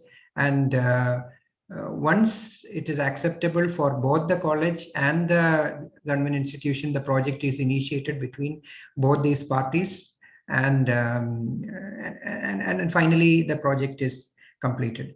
So this is the roadmap, or this is the flowchart that we have been using, and this has been so far it has been successful enough. So these are the projects that we have done. We have done a Mapathon project for Kerala State IT Mission. So Mapathon project is essentially we are mapping coordinates of certain assets across all municipalities. So it can be coordinates of ration shops, Anganwadis, schools, etc. These are mapped in OpenStreetMap. So currently, the system that we have is these are mapped in Google Map. So Google may not be if it changes its business model, we may not have this data. So that is why we are mapping it in OpenStreetMap, which this data can be used for let's say town planning or probably disaster management in the future. So around 35 colleges are actively taking part in this project. Then we also have a project of Kerala Irrigation Infrastructure Development Corporation, which is a government company. So they came up with the problem of developing a community micro irrigation system. So we had a couple of colleges which expressed interest, and if I'm not mistaken, Christ College Irinjalakuda is also one among the colleges which has been awarded with this project. I think the formal agreement is yet to be signed. So and then we also have a project on augmentative assistive communication device for National Institute of Speech and Hearing. So this is essentially we have kids with multiple disabilities who have challenges in communication. So so AAC device is essentially a small hardware with, let us say, 1 or 2 buttons. Each button represents a specific need. Let us say you can imagine a television remote control with 1 or 2 buttons. So each let us say there is a red button. Red button means that I am in danger. Blue button means that I need water, and yellow button means that I would like to go to washroom. So, but here the complexity is not the functional requirement. Here the complexity is the non-functional requirements. As in, this device will have to be used by kids with multiple disabilities. So one kid might press these buttons using their finger. Another kid might press this button using their toes or forehead. So in the meantime, this device might, it might fall down. There might be water spills happening. So this device needs to be very robust. It needs to be very strong. It needs to be easy to use. So we don't have such device in the Indian market by Indian manufacturers. So we were told by National Institute of Speech and Hearing that similar device is imported, and the minimum price of such device is 25,000 rupees, including the GST. So a simple device costing 25,000 rupees, we are trying to ensure that the same is manufactured in our engineering college labs using the facilities that they have. So this project is guided by National Institute of Speech and Hearing. So we have done similar projects in the past in healthcare devices. So what happened there in healthcare devices is that healthcare regulations are quite stringent. So it is very difficult for a product or a prototype developed from our engineering colleges to satisfy all the healthcare regulations. But here in the case of AAC device, it is an assistive technology device. So we are yet to have a very detailed regulation as much as the healthcare regulations in AT domain. So we are getting this device currently tested from National Institute of Speech and Hearing itself. And if it goes well, we are planning to approach Social Welfare Department for an order of these devices, which can be distributed to students who are from disabled background. So and this project is working, going quite well. Yesterday, I think around 8 colleges had come to National Institute of Speech and Hearing for displaying their devices. And this project has been this was not a remunerative project, totally socially driven, and we were quite doubtful whether this project would succeed, because being a socially driven project, whether students and faculty members would be willing to spend time, resources, money for this project. But we were proved wrong. We're happy that we were proved wrong, and a good number of colleges had submitted. I can probably show a couple of photographs of the devices that were submitted by colleges. And we have also facilitated technology transfer of portable oxygen concentrator and pulse oximeter, and coastal highway project of NATPAC, so which is essentially a cycle track project from Trivandrum to Alleppey coastal highway. So, so this is a traffic survey project for which we had I think 15 to 20 colleges, which was again a remunerative project, and that project has been completed. So on an overall, we have completed 25, I mean, we have facilitated projects worth 25 lakh plus only in the last 6 months. And this has been possible despite the challenges of the lockdown, despite challenges in manpower shortages in the university. And this has been possible only due to the support extended by the management of the colleges and the faculty members. So unlike the previous time, previous time what happens is that industries prefer to give projects directly to students. So what happens there is that students are initially very much energetic, but over a period of time, they lose their energy, passion, and priorities. So here the difference is that the project is given to the college. So it is a responsibility of the college to ensure that project is completed within the timeline based on a specific deliverables, and there will be milestones, and there will be project management meetings happening in. So the responsibility now is on the side of the college. And just like any other professional project, there are some terms and conditions, there are penalties for late deliverables, etc. So and in government institutions that we are currently engaged with are satisfied and happy with the way in which projects are going in. And these are some of the upcoming projects that we have. We have projects from a government department for developing IC engine to electric EV conversion kits, a carbon neutral Katakada project, flood mapping, landslide monitoring project, and various LSGD project, and technology for utilizing rice husk for brick or cement manufacturing. So these are projects which are upcoming. We would require support from faculty members and professional organizations like IETE, where we can probably pool in competencies in developing the proposal so that this can be made available for all engineering colleges.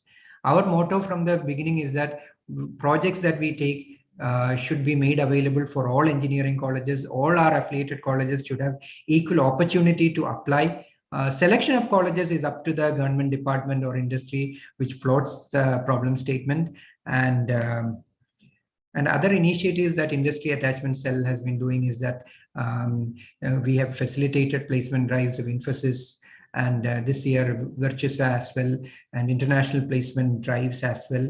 And we are trying to attract more number of MNCs to our state. If you look at other states, especially our neighboring state, we have many multinational companies, mass recruiters coming to the state for hiring. So we are trying to bring in more mass recruiters into our state, and engineering competency assessment management system would further help in bringing more companies into our state. And we are also associating with Innovation by Youth with Disabilities, which is a project of KDISC implemented by NISH. So essentially this project is a 3-year program in promoting a spirit of innovation among and entrepreneurship among disabled youth. So as a university, we are facilitating this program. We are trying to use the competencies of our engineering colleges in terms of availability of a good lab infrastructure, fab labs, STPKs, and really talented faculty members in promoting the spirit of innovation among the disabled students, and creating a new chapter in making a difference in their lives as well. So a couple of handing over of oxygen concentrator, and international dignitaries who have addressed our students recently. And so some organizations, institutions that we are currently associated with for various initiatives, and some news items which have recently come in newspapers as well. And before I close the session, I think this has been possible. Even though the topic given to me is skill development, we need to see skill development as part of our academic system. Because currently we see skill development which is not aligned with academic activities. So we have various government initiatives for developing skills for students once they graduate. So unless and until we integrate it with our academics, it may not, by ensuring that competencies of students are awarded, felicitated, we may not have a system wherein which industry aspirations or expectations can be met. And so very often I get this question from various stakeholders that how has university been able to achieve this many number of initiatives in the shortest possible time? So let me take this take this occasion to inform you that all these initiatives has been possible not due to an industry attachment cell or to a specific individual. This has been possible primarily due to vision of our Honorable Vice Chancellor, Dr. Rajeshri Ma'am, and Honorable Pro Vice Chancellor. And they had this vision in setting up this industry attachment cell much before, let us say, March 2020.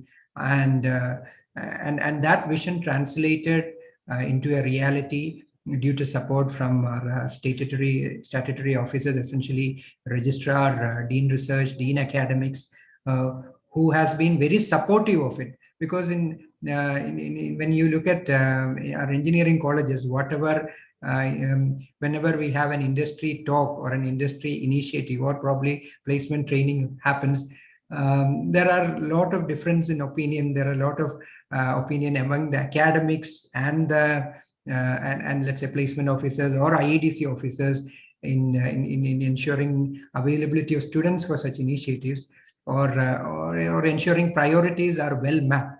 But here the reason for success is that the industry initiative, industry outreach, or such initiatives are supported wholeheartedly by Dean Academics, Dr. Sadiq Sir, Dean Research, Dr. Shalit Sir, and Registrar Dr. Praveen Sir, Honorable PVC, Honorable VC, and that is the secret ingredient for success of this initiative.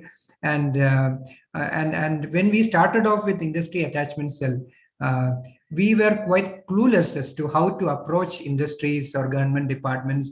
We didn't know the process flow. I have shown you the process flow. It's we never had a picture of how the process flow should be. We had detailed discussion for I think around 6 months to arrive at a process flow, but we miserably failed in arriving at a process flow which will be equally acceptable for all our affiliated colleges, all faculty members, all management. That is when we happened to meet we happened to meet Shri T.K. Jose, IAS, who is working as additional chief secretary. In fact, T.K. Jose had already had a model wherein which he had associated with multiple colleges for preparation of DPR for various government institutions. So in fact, it was Shri T.K. Jose IAS who was quite helpful in arriving at a perfect workflow for making this a reality. So so before I conclude, so probably I would once again request colleges, faculty members, students to seize the moment and apply for such projects and ensure that because these projects gives you industry use cases to work on and ensure that you grow as a professional. And I'm sure that this would also be really beneficial for faculty members and students as well. And probably to answer one more question about the curriculum updation. See, we also have an industry minor program. I had in fact mentioned it in my first slide. So industry minor program is, it has been approved by Government of Kerala. So it is essentially just like university minor. This industry minor program, the course curriculum, the delivery of the program, assessment of the program, everything is done by a specific industry or a company. So DRDO can in fact float a program on, let us say, on a defense sector, any topic related to defense sector. So curriculum is framed by DRDO. The delivery of the program is done by DRDO. Evaluation is done by DRDO. So let's say it can start from S3, between S3 to S7, one paper per each semester. And the delivery of program can be a blended model or an online, totally online model. And even the assessment need not necessarily be a traditional pen and paper assessment. It can be a project assessment as well. So, and the credits from this program would be added over and above the minimum required academic credits. So currently it is 162 academic credits for completing BTech. So it would be 162 plus that additional academic credits, which can be added on to it. So, and the teaching, the delivery of this program can be done by industry professionals. So this would make a huge difference in the skilling, in ensuring that our students become industry ready and promote industries to. I mean, it's a oft repeated statement that graduates are not industry ready. So now at least the government of Kerala is willing to give industry a chance to run similar programs, and along with their engineering degree program, and ensure that that is integrated into our credit system, and ensure that students are employable. And so the industry minor program is work in progress. So we are waiting for the industry council, a statutory body, to be formed. And once it is formed, I think it should be up and running very soon. So, let me thank one and all, especially IETE members, for giving me this opportunity to present this in front of you, and all faculty members and management of Christ College of Engineering. Let me thank each one of you for this opportunity. Thank you, thank you, thank you once again. Thank you, sir. Thank you so much. Now we have a short interactive session with the chief guest. Participants can ask your questions by unmuting your microphone, and participants viewing the live stream through YouTube can post their questions as comments.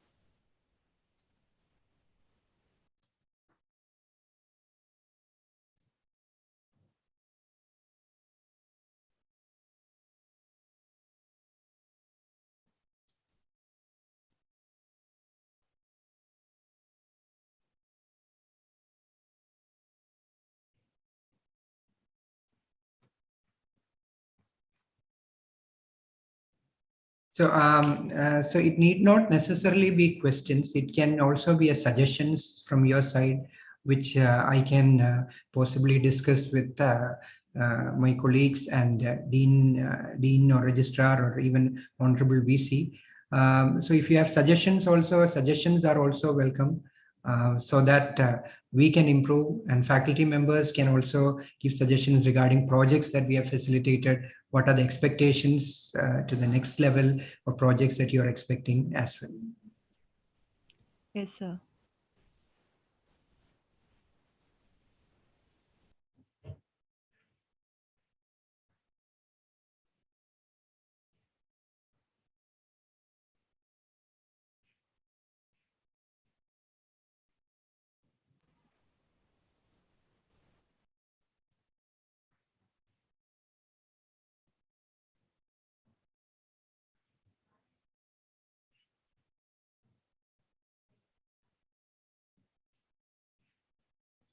Oh, sorry, I was not audible. I have a question, a suggestion. Mr. Arun Alex, are you aware about the various schemes of DRDO? That is like a technology development fund, CARS projects. Are you aware about all those things? Not fully, sir. Not fully. I was planning to connect with you after this meeting. Yes, after you should connect to our people. Okay, there are very schemes, very many schemes.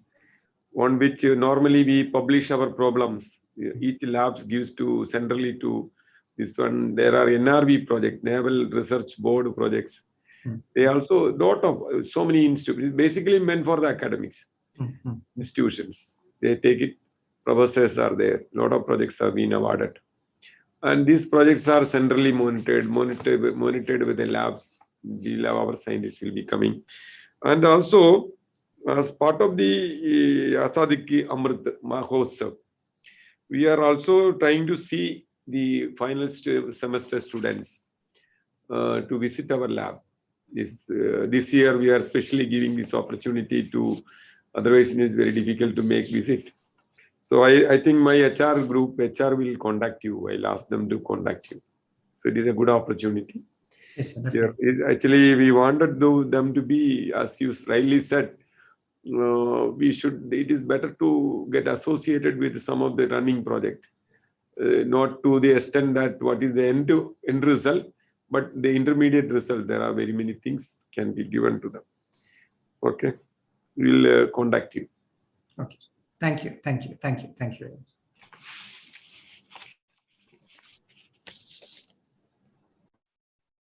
Thank you, sir.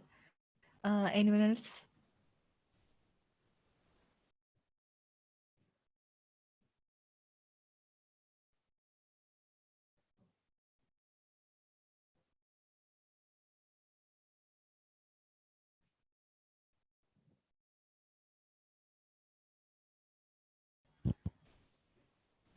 I think there's no more questions.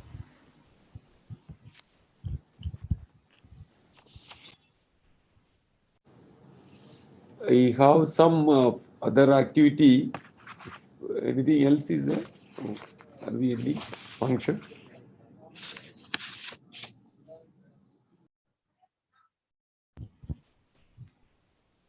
So next.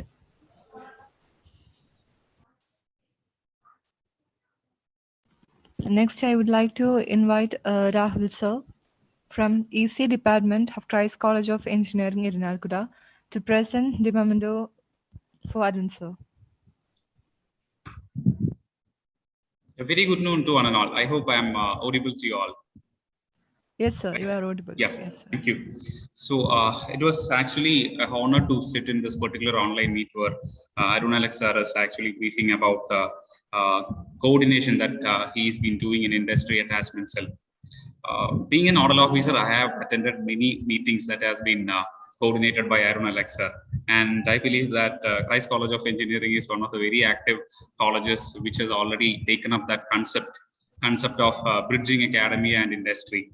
And we are very happy that we got that particular project from KIDC, micro irrigation project that has been associated with the industry attachment cell of KTU. So first of all, let me extend our gratitude to that particular support that has been offered by Arun sir. And today's session, obviously, as always, it was a wonderful insight to many of the students and faculty members who were attending this particular online meeting. I have seen many people hosting his or her role in different official things. But I have seen very few people who have given 100% justice to the position in which he or she has been working. According to me, Arun Alex sir is one of the apt person who would like to bridge the gap between academia and industry. And obviously, he was a person with immense amount of experience in terms of business analysis. I believe that he was a part of EY, QBest, and all. Right, Arun sir. Yes. Yeah, so that specific amount of experience is actually reflecting in the position in which he is holding in KTU. So thank you for giving all the colleges an opportunity to work for different projects and all. And as a part of our gratitude and as a part of our respect, we would like to present you a small memento in this online meeting. Tony sir, please. Yeah. Thank you, Arun sir, and thank you all the coordinators and dignitaries of IETE for providing us an opportunity to host this wonderful meeting from Rice College of Engineering site. Thank you. Thank you, sir. Next, I would like to invite Dr. Manju Bhaskar, Honorary Secretary and Vice Principal, MGM College of Engineering, Pampakuda. So over to you, ma'am, for vote of thanks. Thank you, Krishna Priya. Hope I am audible. Yes, sir. Yes, ma'am. You're audible. Okay, thank you. So, good afternoon, all. Respected Chief Guest, Mr. Arun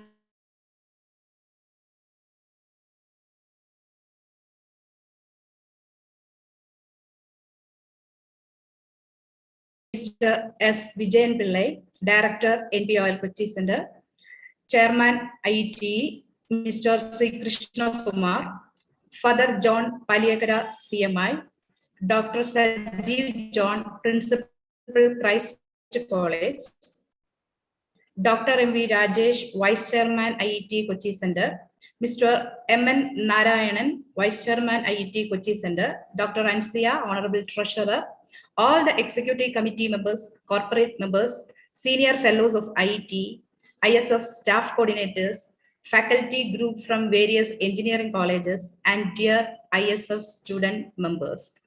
So we came to the end of today's Foundation Day celebrations.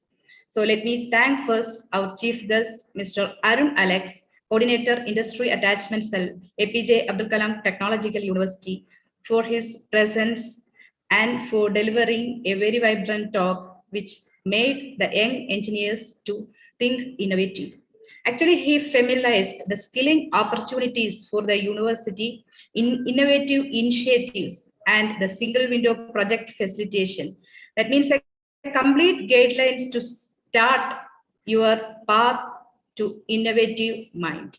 So I thank on behalf of all present in this meeting and on behalf of IETE Kochi Center, my heartfelt thanks is given to Mr. Arun Alex. Thank you, sir. Next, I express my deep gratitude to Mr. S. Vijayan Pillai, Director, NPOL, a great visionary leading a research organization and guiding today's technology to contribute to our country.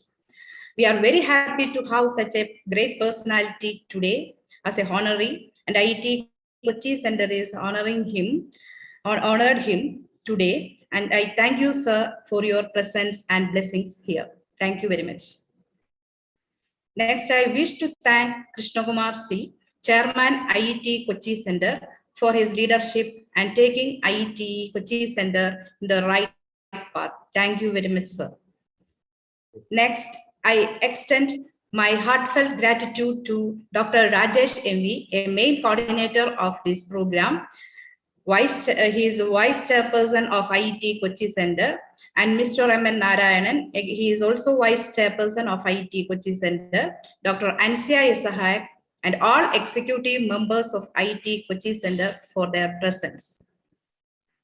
Senior IETE fellow members, Dr. A. Unnikrishnan, Krishna Kumar P, Johanan sir, etc. are also present in this meeting. So I extend my heartfelt thanks to all of them.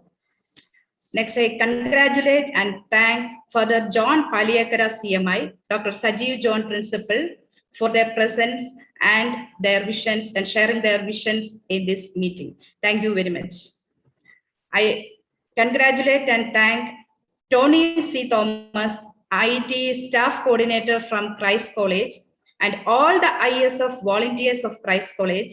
A special thanks to Krishna Priya K for the wonderful comparing, and also being part of this seminar by coordinating this event in a wonderful manner, systematically and successfully. Thank you, team Christ College of Engineering. And next, I thank each of the faculty members and IETE staff coordinators from all the engineering colleges under KTU, and most of the institutions under KTU are under the ISFs of IETE Kochi Center, and also polytechnic colleges are being part of our ISF. I thank each one of the staff members and office bearers of IETE Kochi Center and all the student members for being present in this event and making it successful. I once again thank each and everyone present. Thank you very much. Thank you, ma'am. And thank you all. Have a nice day. Thank you.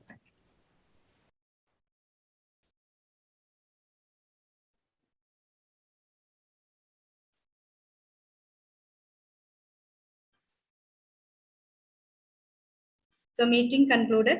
You can then just sign off from the meeting. Thank you all. Thank you, Krishna Priya. And thank you, Mr. Tony. Thank you, sir. Thank you, sir. We thank IETE Kochi Center for giving this opportunity to host this event.